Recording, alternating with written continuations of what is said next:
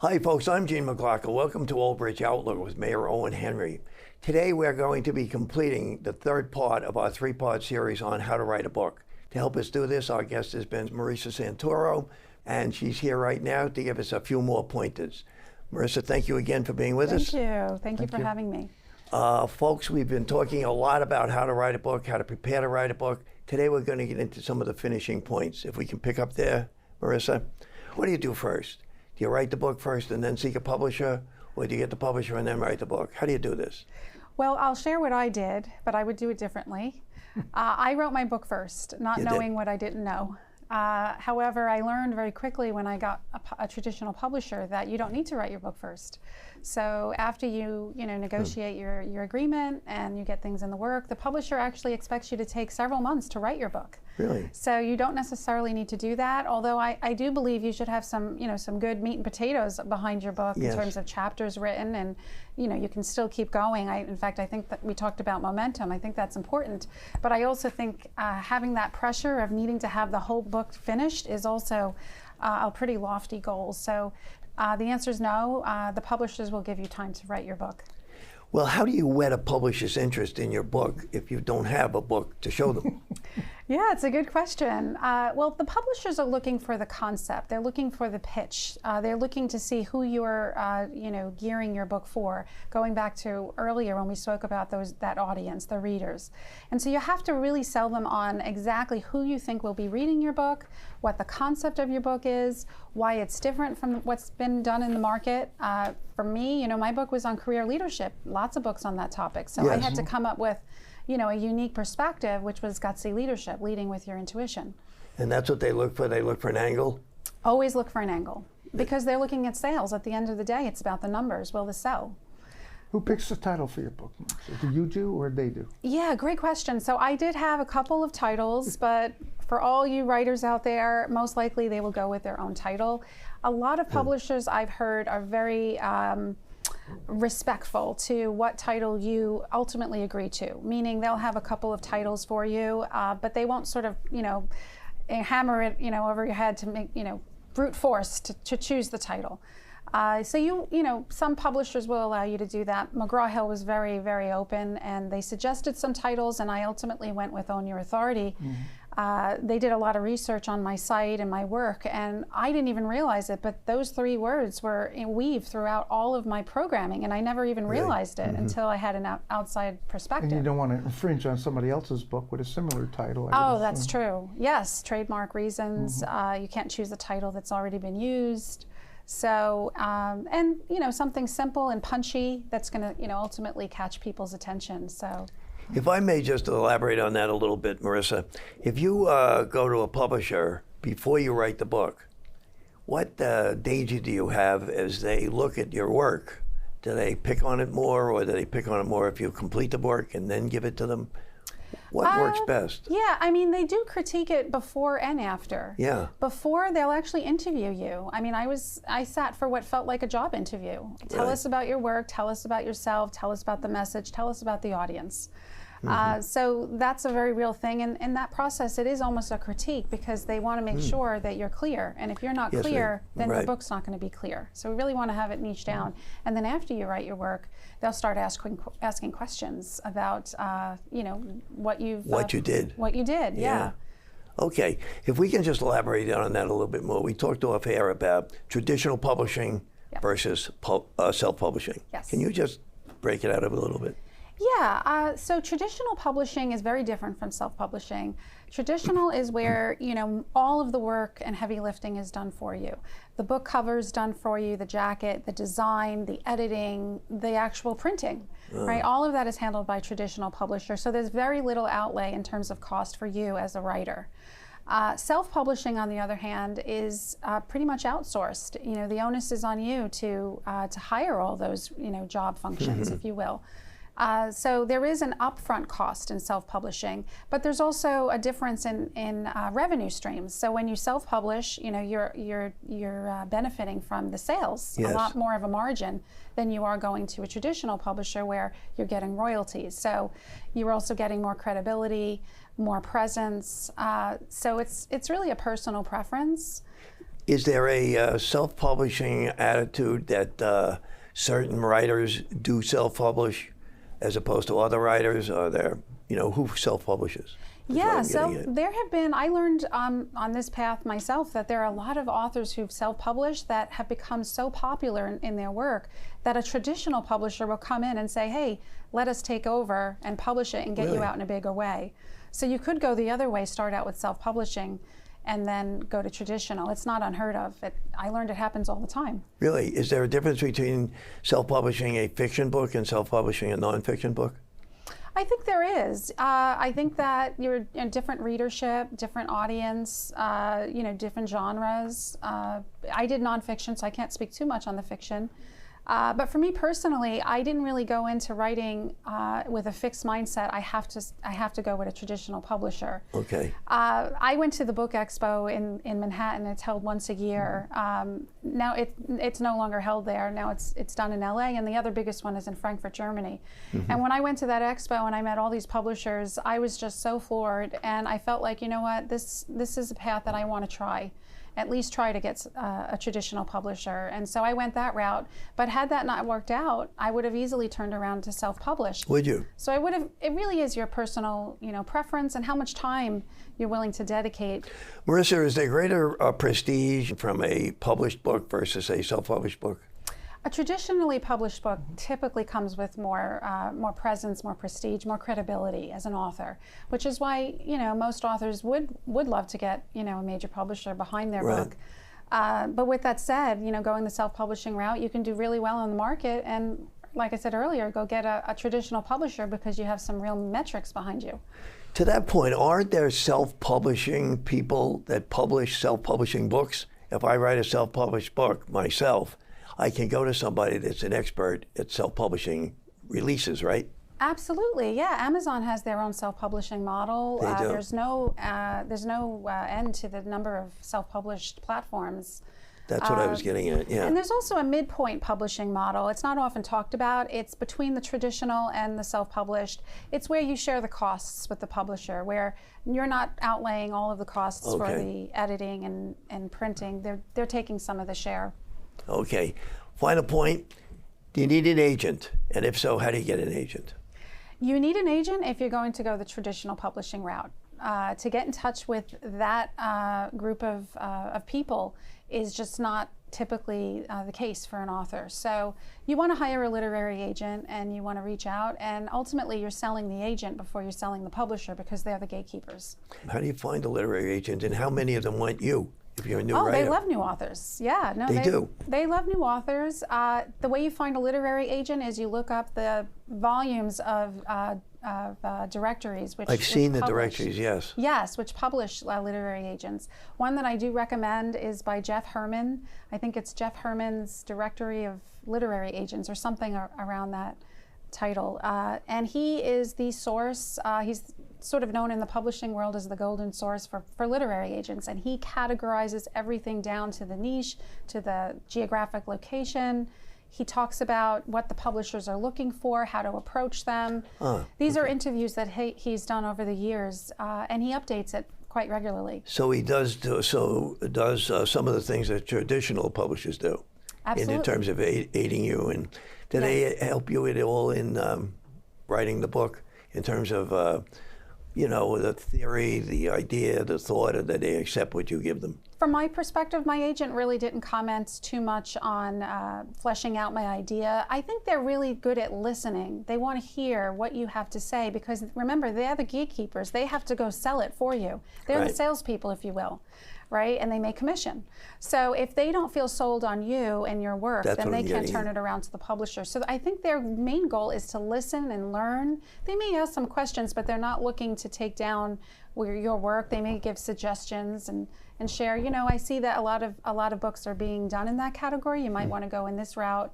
So they'll give advice, but their purpose is really to see, how can I sell this author's book? That's their only goal. How am I going to sell it? And the first step is to sell them so they can sell you. Right. Okay, well said, Marisa. Thank you. Folks, we're going to be taking a break right now. We're talking with Marisa about publishing a book, writing a book, picking out agents, and we're going to pick up in the final moment with part 3. Please stay with us. Baby,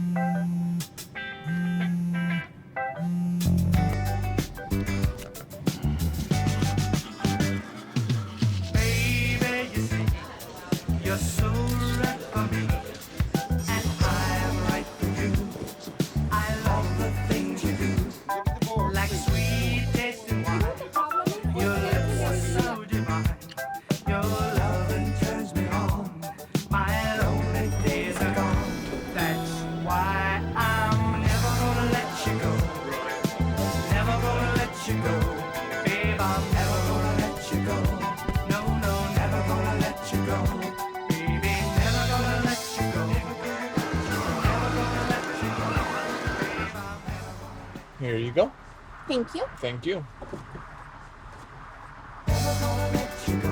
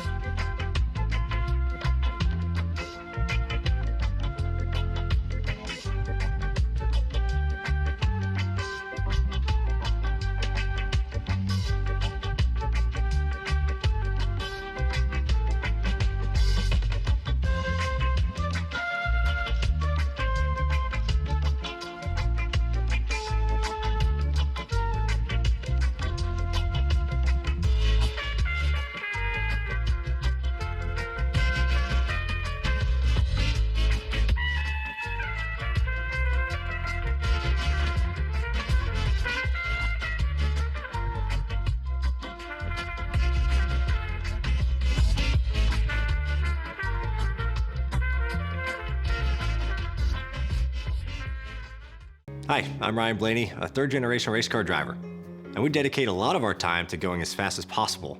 My grandpa Lou is the reason why my dad and I started racing, and I'm really proud to follow in his tracks. But when my grandpa was diagnosed with Alzheimer's, it was a very unexpected bump in the road for us. I've learned a lot on this journey with my grandpa Lou, and the memories of my grandpa will always be with me. And in our family, we're used to getting involved, and I encourage you to do the same, especially when it comes to caring for your loved ones. When I think about Alzheimer's and the impact it had on my family, I recognize that losing a race isn't such a bad day after all. It's important to notice if older family members are acting differently, experiencing problems with their memory, or having trouble with routine tasks. Talking about Alzheimer's can be really tough, but if you notice something, have a conversation with your loved one. Encourage them to see a doctor or offer to go with them.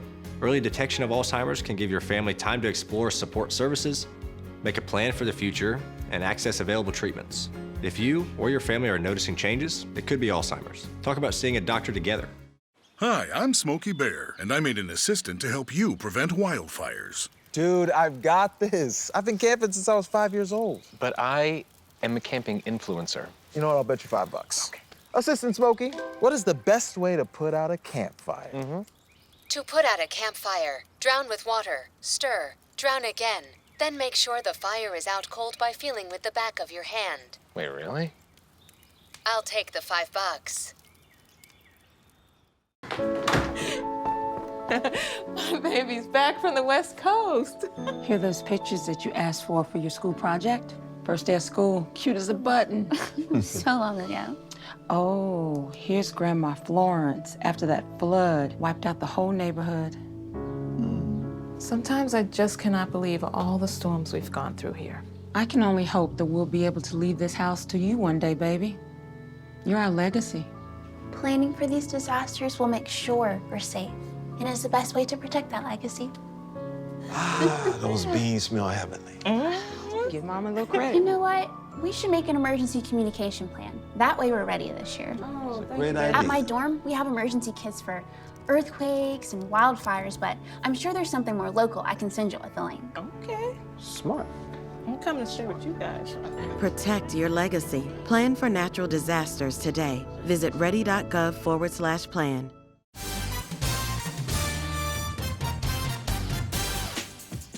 Okay, folks, welcome back. We're going to be concluding part 3 of our program right now. We'll be finishing up. Our author and our guest, Marisa, is a resident of Old Bridge. Yes. How long have you been here, Marisa? I've been here making my 20th year now here Really? in Old Bridge. Yeah. How did you get to Old Bridge?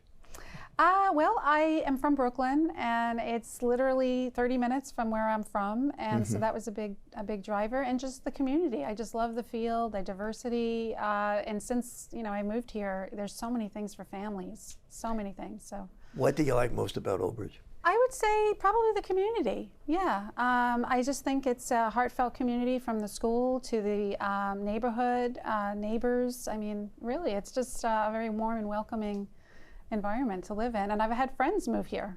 Really? Yes, yes. Has it made any impact on your writing, being here?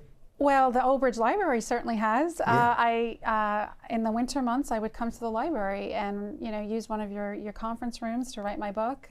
So that's just one of many services at our library. It's voted the best in Middlesex, I believe, right? Okay, well, thank you, Marisa. Thank you I'm for sure. saying that. Thank you. I'm sure the mayor is pleased to hear that, Yes, right, Mayor? absolutely. I love to hear it, and we'd love to recognize Old Bridge residents who are successful in life. Thank you. And they bring so much to the community. That's what makes the community that you're attracted to, people like you. So thank you. Thank you. One thing we should touch on a little more probably is, how do you write a book proposal? How important is that? The book proposal is everything. It's how you actually connect with a literary agent. So without a proposal, you're not really seen in the literary world. It's very similar. It's not exactly, but it's similar in terms of the mindset you would put into writing a query letter if you were writing an article for, let's say, a magazine.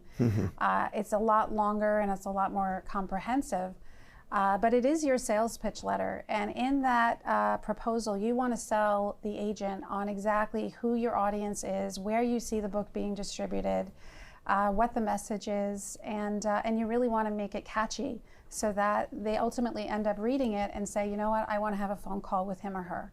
Okay, is there a format for this? There is, yes, there is a format for it. It's a very standard format, but ultimately it has to be in your own voice and it has to feel very conversational. So I recommend before you send that proposal, you read it out loud and you hear yourself speak and you ask yourself, does this sound like something I would say when I'm having, let's say, a coffee with someone in a cafe, telling them on my book? Yeah, okay. Marisa, one other thing we had talked about, you're a fan of Napoleon Hill, Yes, I am a big fan. a man who has put forth many principles. And are there any that particularly appeal to you? I think you had 12, 13 principles. There's so many from Napoleon's book, Think and Grow Rich. Yes. I actually read it over the summer again, because you always Really? learn something again when you read a book again. Yes, ma'am. So one of the key principles in his book, which he talks about, is visualization. He talks about imagining yourself creating whatever breakthrough goal that you have set for yourself. And remember, that book was written at the heart of the Depression, where people were, at a very low level in their life and struggling. And so, in terms of writing a book, you want to visualize your book actually written. So for me, when I went to Book Expo, for example, at the Javits Center, I walked around with a cover on another person's book, pretending that I actually was a published author. And I just wanted to feel what it was like as I was meeting publishers to have it in hand. And when I would speak to people, I would show them this cover. It was fake, but I would introduce myself as a published author. And then, of course, it would be a nice icebreaker in a conversation. I had magazines, fake magazine covers printed of, being interviewed by, media. So you do whatever you need to do to put your mind in a state where you are a published author. And Napoleon Hill talks about that in several chapters, visualization, and invoking all five senses, not just sight, taste and hearing. And he talks about his son in that book who was healed. He couldn't hear in one ear, and he was healed by doing the visualization. Another principle of Napoleon Hill's is practicing persistence with patience. And I actually put a little bit of that in my book in a section called No Equals Next, where I think it's so easy for people to get set back and feel like, where am I going with this? Rejection, right? And so he taught me that, you have to be persistent. You have to get 9 no's to get the 10th yes. And to this day, when I hear the words no or not right now, I turn it around, I ask for permission to follow up, and if that's not the case, then I'll turn it around and just say no equals next. And so that came straight from his book, and being persistent, pleasantly persistent, and being good to yourself, because rejection and hearing the words no are very much part of life in any area. Yes. Any other principles that you're particularly fond of or that you utilize? Yeah, he also talks about affirmations. as well. Affirming for yourself, what are the words that you're saying to yourself, the inner dialogue that would ultimately drive your external dialogue. So I think that inner critic, I know we touched on it earlier, but Yes. if you hear your inner critic, consistently telling you things about how you're not good enough, then affirmations are a way to reprogram your mind and recognize that I am a published author. And so whatever that looks like. How come he has succeeded for lasting so long? I mean, he wrote these principles, as you said, back during the Depression era. Why are they so popular now? Yeah, and you know what? I think during COVID was a revisit to all those principles, much like in the Depression, where people were, confused and unsteady and feeling, scared about what was next. I think that they're timeless because they speak to success in any area of your life. And I think that all of us, at one point in our life, different stages, whether it's your health, your finances, relationships, we all want to be successful. And so those principles will stand the test of time across any area of your life. And I've applied them not just for my book, I've applied them in every area of my life. Yeah. Folks, we're coming to the culmination of our 3-part series on how to write a book, how to become a published author. I want to thank Marisa again for coming in and sharing her knowledge with us. And I want to thank the mayor for sitting in. Thank you for sharing having your knowledge me. with us, I Mayor. learned a lot. Okay, good. And folks, one thing before we go, I do want to call attention to the fact that Marisa will be appearing at the Old Bridge Public Library on November 12th to do a program and to talk about her book and a little bit more about how she got into publishing. What exactly is going to take place there? Tell us a little about November 12th. Yeah. Why should people from Old Bridge come out and see you, and what are you going to gain from that day? So is there an agenda? Yes. What's going on? The intention for the program was really to help people come out and really give them confidence and motivation to believe that they can write their own book. They bring their pen and paper with them? They can, yeah. Okay. They can take notes. I'll be giving them some cheat sheets as well. And we'll talk about the steps. It's really an educational experience. So I'll start, with the basics, and I'll go into a little bit more of a deeper dive for those that have never written, who may not believe that they have anything worthy to write. And we'll start, working on those limiting beliefs. We'll also go into, okay, I have written some things, but how do I get it out there? So I'll go deeper on the process. I'll share some stories, my own stories, and those of other authors that I've met along my journey, and answer lots and lots of questions. So come with your burning questions. If you've never written a book and you've always wanted to write a book, or you just want to write something and you want to publish maybe just articles out to magazines or get your work out there, you are a writer. And it's going to be an educational but a motivational experience as well. And that's really why we're holding it. And also if you have children, maybe in high school and you want, they're interested in journalism, might be a good fit for them too. It's always good to put people in the same room that have the same, people who want to be a writer, want to comment, and they can network, they can become friends, right? Yes, absolutely. Work the with each networking other. aspect, right. I think there's so much value in hearing other people's questions and then recognizing, oh, that's not just me. This is a real challenge others have. And absolutely networking with other people in the community. Maybe you could form a writers group right here at the library afterwards. That's what I was right? referring to. When you get a point. room full of mayors, a room full of writers. Yes, yes. No, I think you can help each other. Yes. Someone might be a little further along with their skill sets, right? Right. And then someone good who needs, so they can benefit a lot from talking to other people, Yeah. especially you, who's a pro now, an expert. Yes. But and to recognize talent in each other. Absolutely. Going back to the feedback, we The talked feedback, I about was how just to gonna get say feedback, feedback, right? yes. That's a perfect way. And the library is doing all types of events, so they might even, host. Who knows? We'll see. But ultimately, my goal before we walk out of the door is to make sure people feel confident that they can do it, and to get them started writing immediately, like as soon as they leave. If I have one person that does that, I think it'll just be a win for everybody. And I think every professional thinks that writing is time well spent. Absolutely. Right? It allows you to put your thoughts on paper and allows you to Right. affirm what you're doing and make sure you're doing it right. So I think writing is key. It really is. And hopefully in school we teach the kids how to read and write. Yeah. But writing is one of the most important things you can do. Yes, it's a form of expression of who you are. And And it's been around a long time. A long time, and I believe that a lot of people out there probably don't even recognize themselves as writers. And so you might come to this event and turn around and see yourself in a different light. That's a good point, Marisa. Marisa, are you going to share your personal information with anybody, your email address? Or Sure. Yes. if they want to reach out to you? Yeah, so my email is Marisa, M-A-R-I-S-A, at INRShoes.com, In Our Shoes. That's our community, In Our Shoes. And the website is INRShoes.com. So I also have a lot of information. I even have a download, a cheat sheet of the success principles that you can work in any area of your life, so they can go to the website and learn that as well under free resources. Do you have to register the event on the 12th, or can you just show up? There's no registration. Yeah, I think it's open to the public, and you show up, and we have the big room all set. So it's going to be a lot of fun. Well, I want to wish you the best of luck there too. We're looking forward to seeing you over there. Thank you. So am I. Well, Marisa, I want to thank you for taking the time to come in. Want to urge you to take Marisa's advice. Get writing. November is Novel Writing Month. It's a good place to start. And Mayor, thank you for sitting in. Thanks for having us, Gene. Thank you so much. So proud of you, Marisa. Thank you. Thank you. Great Thank job. you so much for Great having job. me. Thank you. Thanks again. And folks, thank you for watching this series. I'm Gene McLoughlin. We'll see you next time on OBTV. Take care.